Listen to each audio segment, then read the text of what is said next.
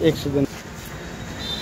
देखिए bike service इस प्रकार से हम लोग करते हैं मुख्तार बाइक सर्विस में।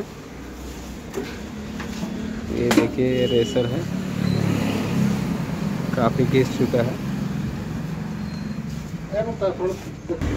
अभी देखिए ये चेन खुला हुआ है, इसको वॉश करेंगे अभी पूरा बेहतरीन से। फिल्टर भी खुल गया है पूरा गाड़ी।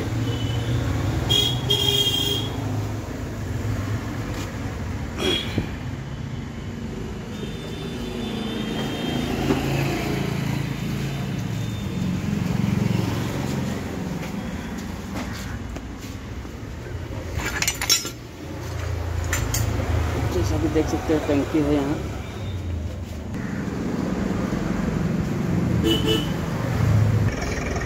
ये सिलेंडर भी सफा होगा, देख सकते हैं काला है ये।